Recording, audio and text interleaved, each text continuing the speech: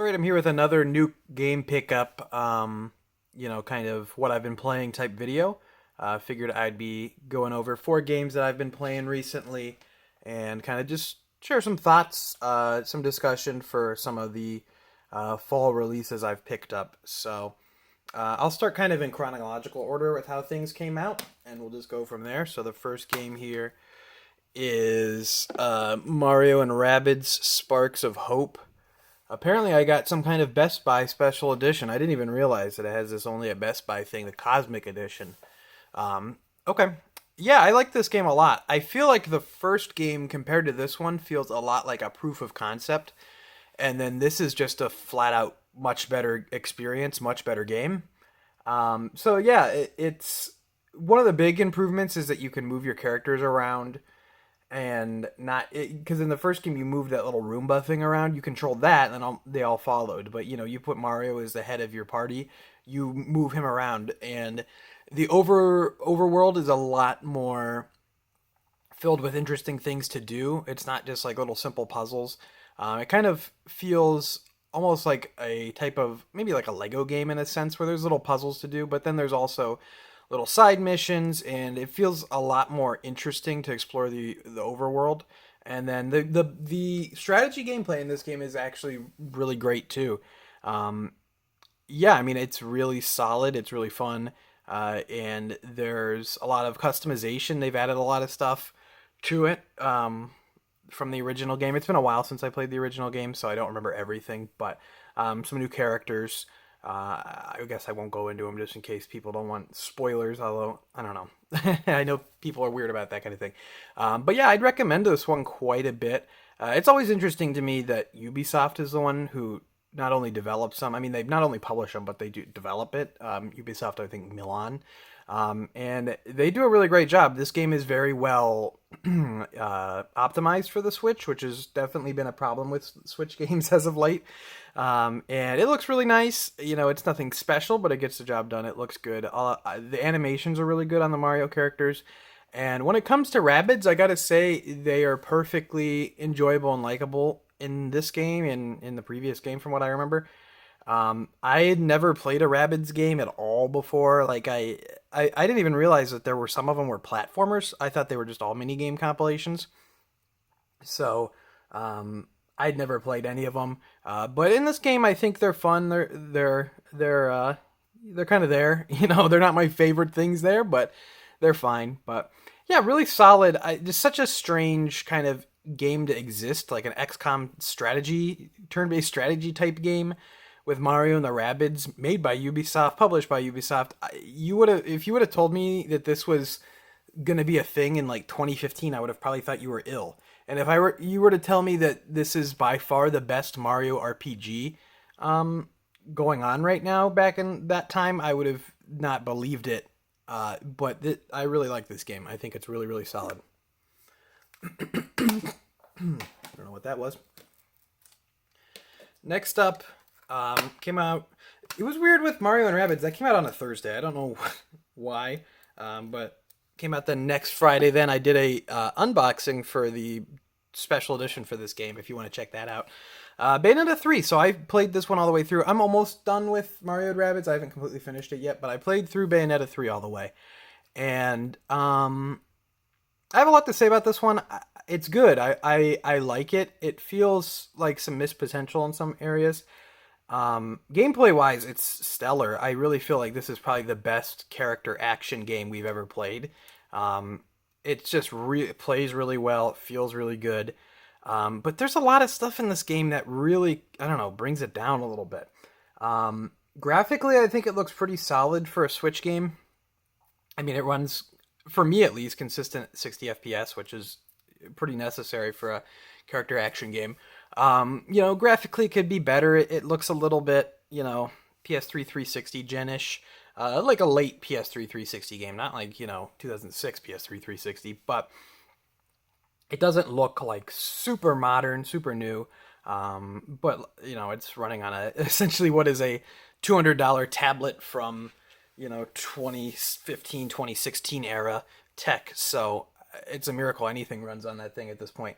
But yeah, I mean, I think it really plays well. The story is terrible. Like it really is. I've never really cared for the Bayonetta story that much. I've always thought it wasn't very good. But this game's story is really bad. Like really stupid, really brain rot, really dumb. It doesn't really do anything. It just kind of like flops around. You you see like different versions of Bayonetta across the multiverse, but you don't really know anything about them or learn anything about them. It just is just I mean, I like the multiverse concept and the fact that you get some really cool levels, you get some really creative levels, but um it's really dumb for the story, and that's fine. I mean, I don't really, like I said, I don't really care about the story. If you like the story, it's fine. But I mean, I was playing it, I'm like, I don't, stop. um, but other than that, I mean, I think this is a really solid game that just is marred by little gimmicks they tried to throw in. I think they wanted. So there's two different characters, like three, I guess, counting these dumb bonus levels. I didn't really like those very much. Two different characters with two different play styles, Bayonetta and then the new character. And the Bayonetta levels are so much better. I like the new character. Her way of controlling and playing is much different. Her moveset is much different. So it's a good way to break it up. And it's about a maybe $10 game. So you're kind of flopping back and forth. I think that's good to have two different play styles like that. But if I were given the choice to play between the two characters every level, I would play as Bayonetta every level because it's just a much more enjoyable moveset to play as. But the other character's not bad to play as. Other than that, there was like some there's a dumb gimmick that I think kind of messes up the game a little bit with. I feel like Bayonetta is at its best when you're fighting characters that are, about her size. And this game has like these gimmicks where you bring in like monsters that are made out of her hair or whatever, and you can kind of like, fight these. The way it's done then is that they want you to fight these big characters, these big enemies. And that really screws up the camera in a lot of ways, which is fine most of the time. But I don't know. I really prefer like more one-on-one fights, and they kind of went with a bigger is better mindset, which I don't quite agree with. But like I said, solid game all around. I don't think it's as good as Bayonetta 2, but I think it's probably better than Bayonetta 1. I went back to that game recently, and I don't think that game is as great as a lot of people might remember it to be, but Bayonetta 2 is a great one, and I would say this is a very good one, but I wouldn't say it reaches great at any point.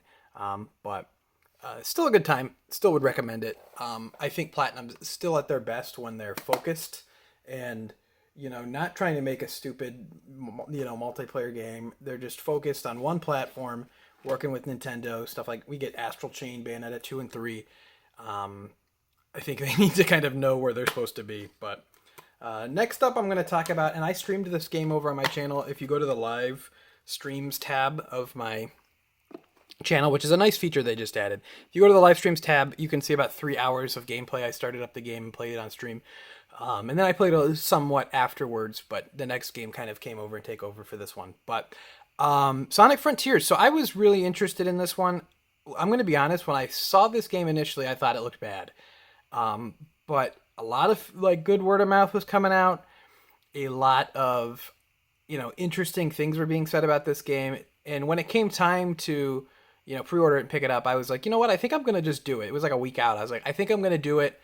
I'm so curious. It's like a morbid curiosity because, I like Sonic. I like classic Sonic, the Genesis games, and then Mania. I like that a lot. And then the 3D games are a little bit hit or miss. Like I like the adventure games, and then I like Sonic Generations, and Sonic Colors is all right too. That's a good one. But I didn't play Forces at all because I just heard it was bad, and I was like, I don't have time for bad games. I'd rather play something good. So. But I've played most of the 3D games. I haven't played all the way through the storybook games or whatever. But I played through Sonic 06 for some reason. I just didn't respect my time at all there. But Sonic Frontiers is interesting because it is that next step for the series, and I think it's an interesting and cool step. I had fun playing this game. It's not amazing. It's not great. It's a little rough around the edges, but Sonic feels great to control.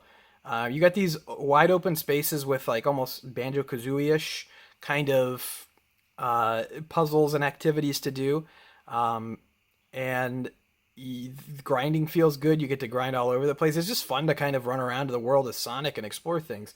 I wasn't crazy. There was a few boss battles that the camera got really bad with. Wasn't crazy about those. And there was a few mini games like this stupid weed killing one, and then there was one where you had to like wrangle sheep or something. Those were horrible. But I'd say this is a fun game. I want to play more of it. I think this is going to be like my podcast game. Like, oh, I got a couple podcasts queued up. I don't really need to listen to the audio of this because it's just kind of ambient sounds. And just kind of mess around with it. Because, like I said, I think it's a fun game. I think it's a cool, good step for Sonic. The fact that it seems like most Sonic fans are on board with this one is good because usually Sonic fans are mad right at the gate at whatever Sonic has to offer. But this seems to be, for the most part, with the people it matters to be well received by, it seems well received. So that's good. And like I said, I played about maybe 4.5 hours of it total. And I think it's fun. I think it's good. And I think it has potential. And I'd like to see more of it. So take that how it is. I saw the Switch port on like YouTube. I watched a video. The Switch port looks atrocious. So I would consider that and not buy the Switch port unless you're absolutely desperate. And then, of course, guys, God of War Ragnarok. So I actually just got around to playing the first God of War 28, first reboot game 2018, back in September. So that game came out. I picked it up right around release, but it came out not only at the time where I went to Japan for the first time, but it also then came out when I was moving. So it just kind of got buried underneath other things I had to do, and I never finished. I played like maybe 3 hours of it, and then I never finished it. So I went back, restarted it back in September, and played through the first game. So it's still fresh, and I can still, I think, make comparisons without having too much of like a recent. I guess like what's the reverse of recency bias? I don't know. And I think God of War Ragnarok. Did I just say God of the War? God of War Ragnarok is a much better game from what I've seen so far. I think the side content's more interesting. I think the areas you explore are a bit more diverse and more interesting overall. And I think some of the puzzles and things like that are more interesting. It is a lot of the same, and I don't think that's a bad thing because the first game's already really solid, but it is a lot of the same. So, I mean, going into it from one to another, it doesn't feel like a huge step up. So far, at least. I don't know if they're going to introduce new things or whatever. One of the things I really liked, and this might be, I'm going to keep this as spoiler free as possible for the 2018 game. I'm not going to spoil this one. But one of the things I really liked is just as it starts to maybe get a little bit stale using one weapon in that game, you're introduced to a brand new weapon that really changes up the combat. So I'm hoping we see something like that here, but overall, it's a really solid, really well-polished experience.